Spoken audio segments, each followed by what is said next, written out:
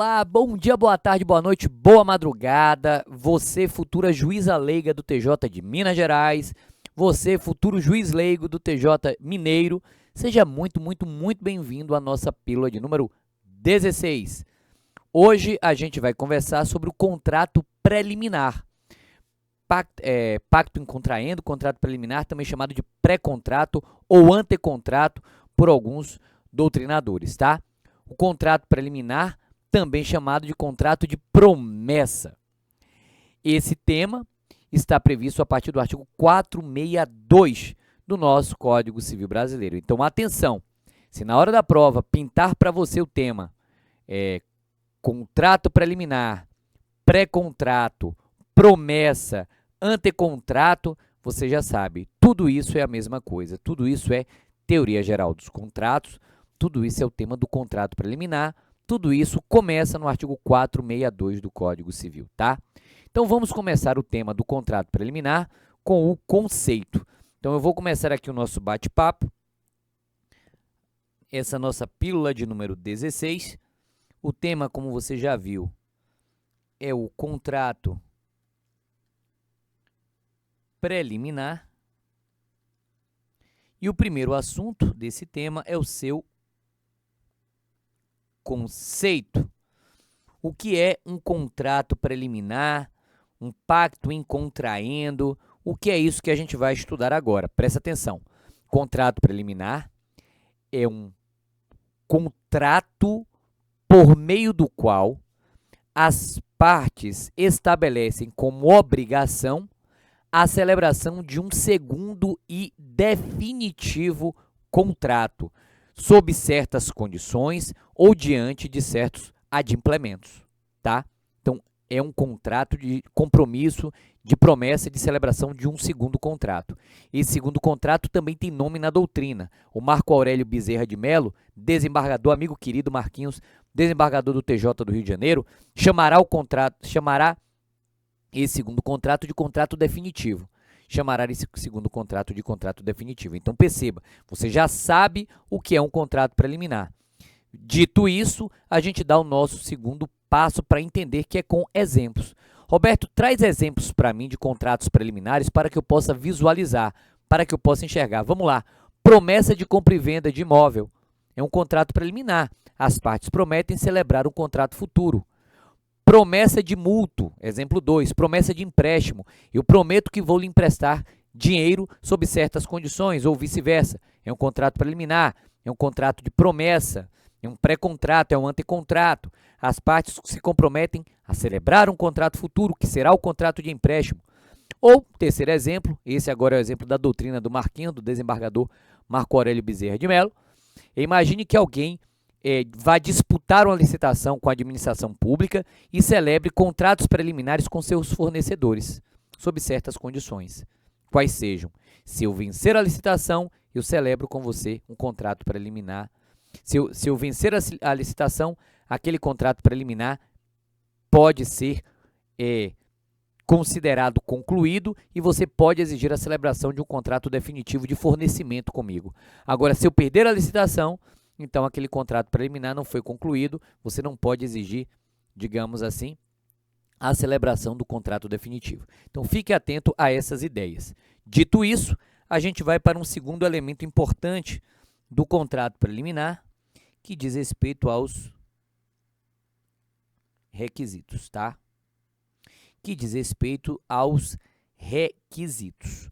O Código Civil Brasileiro afirma que o contrato preliminar ele deve ter todos os requisitos do principal, do contrato definitivo, exceto o da forma, exceto o requisito de forma. Trocando em miúdos, se o contrato definitivo for por escritura pública, não tem problema. Eu posso fazer o meu contrato preliminar por instrumento particular. Afinal de contas, o requisito da forma ele não é exigido por conta da literalidade do artigo 462, que libera os contratantes de respeitar a forma do contrato definitivo quando da celebração do preliminar. É dizer, o contrato preliminar pode ter qualquer forma, enquanto independente da forma do contrato definitivo. Afinal de contas, ele deve ter todos os requisitos do definitivo, exceto o requisito da forma, tá bom? Uma terceira informação bem bacana sobre o contrato preliminar, que na verdade é um grande avanço do Código Civil Brasileiro. Aliás, o Código 16 não tratava do contrato preliminar. Já foi um avanço, o Código de 2002 tratar desse assunto. Mas um avanço maior ainda, que é o tema de número 3 que eu vou introduzir agora, diz respeito à tutela específica, a tutela jurisdicional específica, que é possível se pleitear em sede de contrato preliminar. Se ligue no que eu vou lhe dizer agora. O Código Civil Brasileiro admite expressamente a possibilidade de se pleitear tutela jurisdicional específica, tá? Então, é possível se pleitear tutela jurisdicional específica, como, por exemplo, a adjudicação compulsória, a celebração do contrato definitivo. E aí, a título de exemplo, eu gostaria que ao final dessa pílula você lesse, por gentileza, a súmula de número 239 do STJ, tá?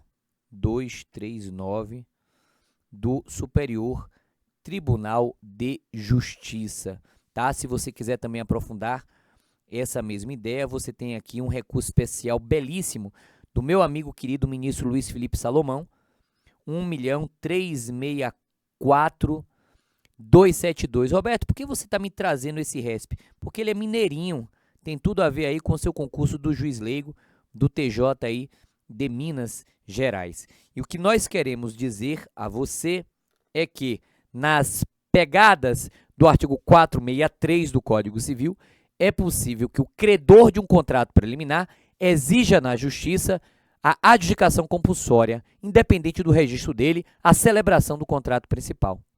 Isso é juridicamente possível se pedir a tutela jurisdicional específica, tá?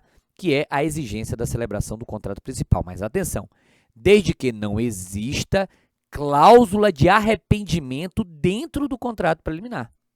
O contrato preliminar ele pode ter dentro dele cláusula de arrependimento. E se ele contiver, você não tem como exigir a celebração do principal por razão óbvia, por razão intuitiva. Confere? Não tendo cláusula de arrependimento, então você pode exigir a tutela jurisdicional específica, tá?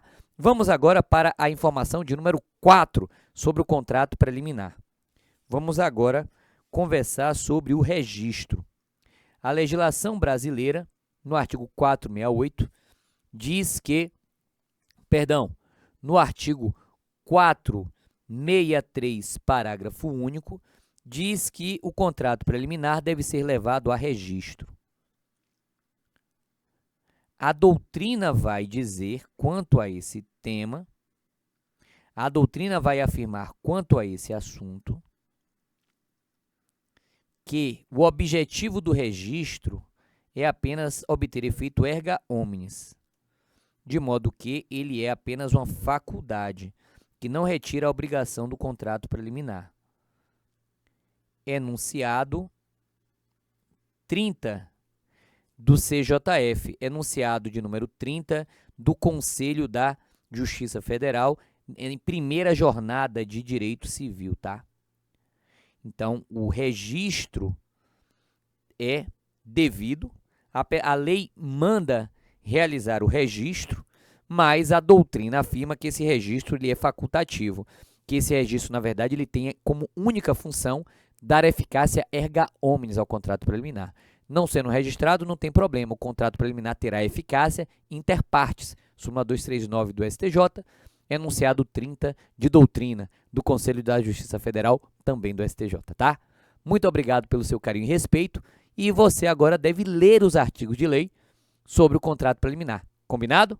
Boa leitura, um forte abraço.